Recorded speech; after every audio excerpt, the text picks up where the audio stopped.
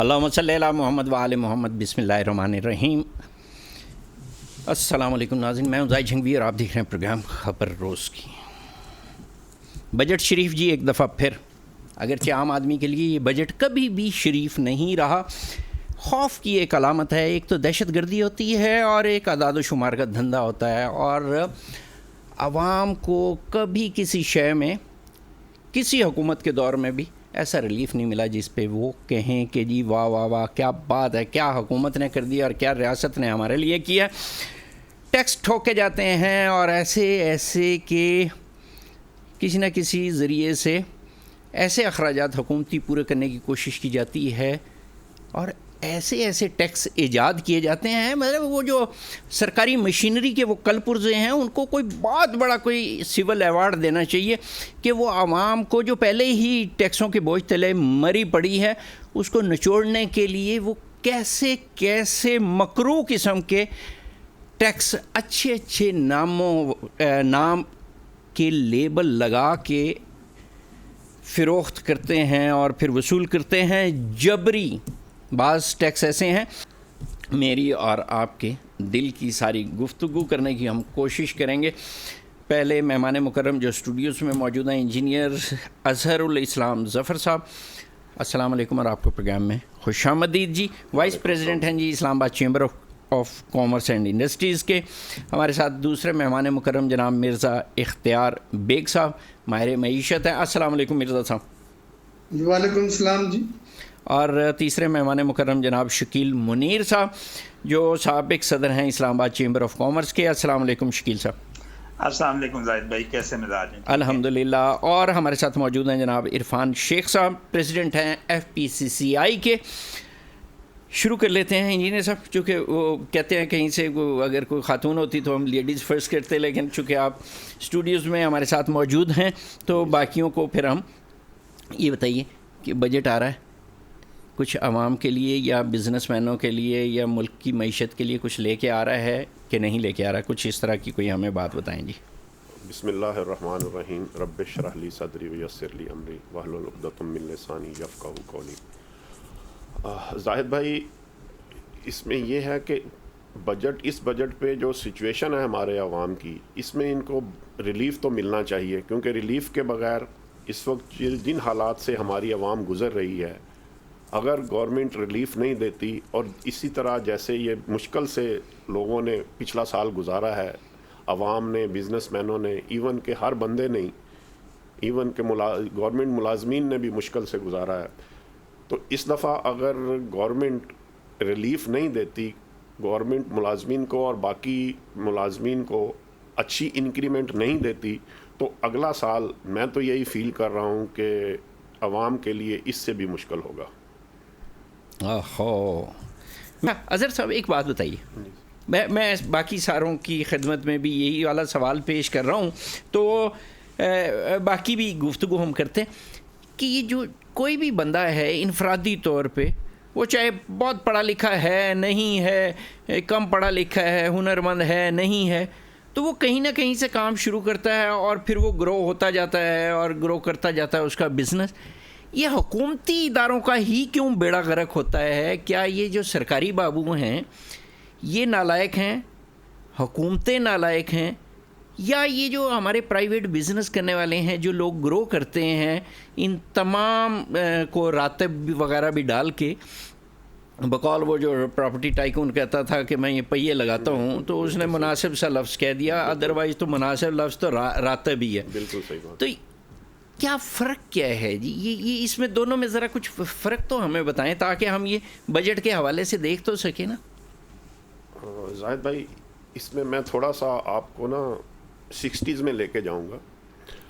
60s میں آپ دیکھیں گے تو ہماری پلاننگ بہت اچھی تھی، ہمارے 5 سالہ پروگرام بنے، ڈاکٹر محبوب الحق نے بنائے، اور انہی پلان کو پھر دنیا نے بھی لیا اور اس کو امپلیمنٹ کیا۔ اچھا، کیا اس کی سب سے بڑی چیز آپ دیکھیں گے، ہم پلاننگ میں بہت اچھے ہیں، ہمارے بابو جو ہیں نا پلاننگ میں بہت اچھے ہیں، نو ڈاؤٹ۔ پھر اس کو نیریٹ کرنے میں بھی, لوگوں کو بتانے میں بھی بہت اچھے ہیں کہ ہم جی اس کو ایسے کریں گے, اس طرح کریں گے تو یہ ہم اچیو کر لیں گے, اس طرف سے جائیں گے تو ہم اس ٹارگٹ پہ پہنچ جائیں گے, یہ بہت اچھے ہیں نو ڈاؤٹ. لیکن امپلیمنٹیشن میں آ کے بات وہی آتی ہے کہ جو پلان کر رہے ہیں وہ ایک ٹیم علیحدہ ہے, لیکن آپ امپلیمنٹیشن پہ آ کے جو ٹیم لگاتے ہیں وہ اللہ معاف کرے right person at right job نہیں ہوتا.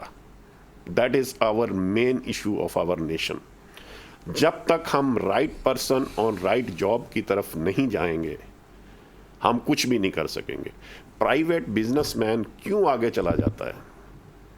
وہ اس لیے کہ وہ جب دیکھتا ہے کہ یار یہ بندہ میرے کام کا نہیں ہے, وہ 1 مہینے کے بعد اس کو چینج کر دیتا ہے, وہ سیکنڈ مہینہ اس کا افورڈ نہیں کر سکتا. تو ہمارے پرابلم ہمارا یہی سب سے بڑا ہے کہ ہم رائٹ پرسن رائٹ جاب پہ جاتے نہیں ہیں. پھر ہم نے دوسرا اداروں میں کیا پرابلم ہوا ہے کہ ہم نے اگر 5 بندوں کی کہیں ضرورت تھی تو ہم نے وہاں 10 بھرتی کیے ہوئے ہیں. ایسے ہی تو آپ یہ تو اور ایک سے ایک بڑا نیلا, ایک سے ایک نیلا. اور آپ یہ تو میرے ساتھ ایگری کریں گے کہ اگر کوئی کام 5 بندوں نے کرنا ہے اس میں آپ 3 بندے ایکسٹرا لگا دیں گے تو کام کی سپیڈ کم ہو جائے گی, زیادہ نہیں ہوگی. ٹھیک ہے. تو یہ جب اس کو ہم یہ لوگ گورنمنٹ میں جا کے ڈبل کرتے ہیں تو اس کو کام کو بالکل روک ہی دیتے ہیں سارے مل جل کے نا, کہتے ہیں جی اگلے سال کریں گے, اس سال تو وہ جو آپ نے بات کہی نا جی کہ وہ باتیں بڑی اچھی کرتے ہیں, پریزنٹیشن بہت اعلیٰ درجے کی دیتے ہیں, وہ ہمارے جھنگ میں اس کو کہتے ہیں گلا نے گالڑ, صرف باتیں کرا لیں ان سے. زاہد بھائی آپ نہیں مانیں گے, چیمبر میں ہمارے پاس یا دوسرے ہمارے پاس خاص طور پہ سیاستدان بھی آتے ہیں نا, میں ان سے پوچھتا, میں نے کہا جی آپ تقریر بہت اچھی کرتے ہیں, آپ باتیں اتنی اچھی کرتے ہیں کہ ہم یہ سمجھتے ہیں کہ آپ سے بہتر بندہ اس پوزیشن کے لیے ہے ہی نہیں.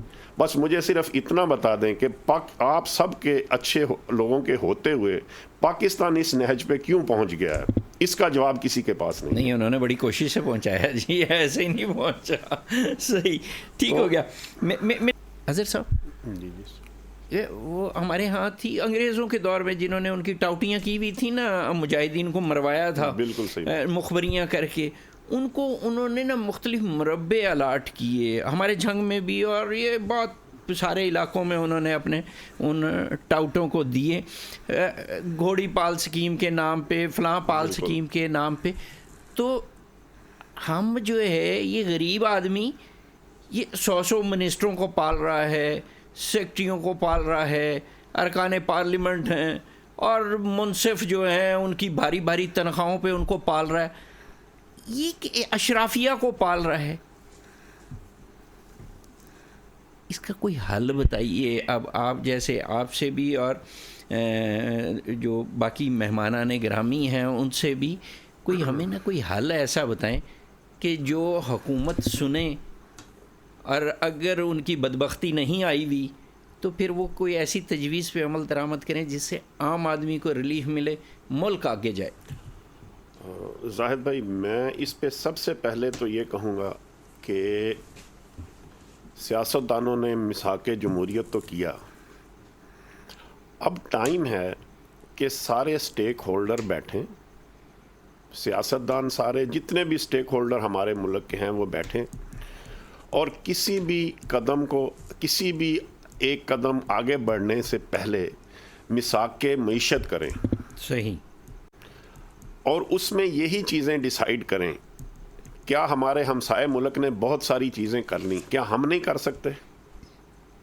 آپ جن کی طرف اشارہ فرما رہے ہیں کہ جی مربع دیے گئے, ٹھیک ہے, آج ہمارے لوگوں کے پاس تو ہزاروں ایکڑ ہے, دنیا میں کسی کے پاس اتنی زمین تو نہیں ہے, سب تھرڈ ورلڈ کنٹری میں تو ہوگی, بادشاہت میں تو ہوتی ہے, لیکن ہمارا وہ ملک ہے جس میں جمہوریت ہے, یہیں ہزاروں مربع ہیں لوگوں کے پاس, دوسروں کے پاس تو نہیں ہے. تو جب تک ہم وسائل کی منصفانہ تقسیم کی طرف نہیں جائیں گے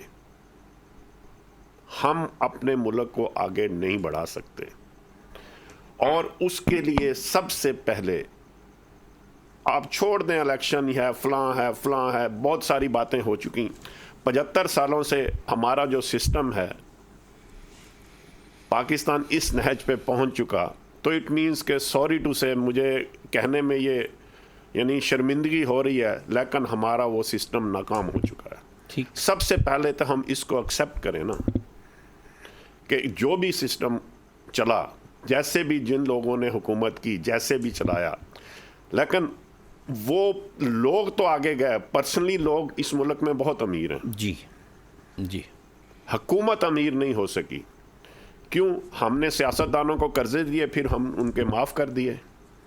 سر، جن کو قرضے دیے ہیں اور ان کے معاف کیے ہیں، آج گورنمنٹ ان سے کیوں نہیں نکلوا سکتی؟ کیوں؟ وہ ہمارے پیسے کے اوپر بزنس امپائر کھڑی کی ہوئی ہے نا انہوں نے. صحیح. وہ واپس کریں، اور اس پہ بلکہ ان سے تو سود سمیت واپس لینا چاہیے، بجائے اس کے کہ آپ ان کو معاف کر رہے ہیں. یہ میرے خیال میں ہمارا واحد ملک ہوگا دنیا میں جس میں امیر کو پیسے دیے جاتے ہیں کہ تو بزنس کرو، پھر اس کو پیسہ معاف کر دیا جاتا ہے. ٹھیک ہو گیا. بالکل صحیح تو بات ہے. جب تک ہم ان چیزوں پہ کنٹرول نہیں کریں گے، ہم مساق معیشت نہیں کریں گے، اور اس میں ہم اپنی ریڈ لائنز ڈرا کریں اوکے. کہ جی یہ پوائنٹ ہوں گے تو پھر ہم آگے بڑھیں گے. تو بالکل صحیح. میرے خیال میں بہت اچھی آپ نے بات کہی. تب تک ہمارا ملک آگے نہیں جائے گا. ٹھیک ہو گیا. یہ پکی بات ہے. اوکے. اچھا جی، اجازت دیجیے. اللہ وارث.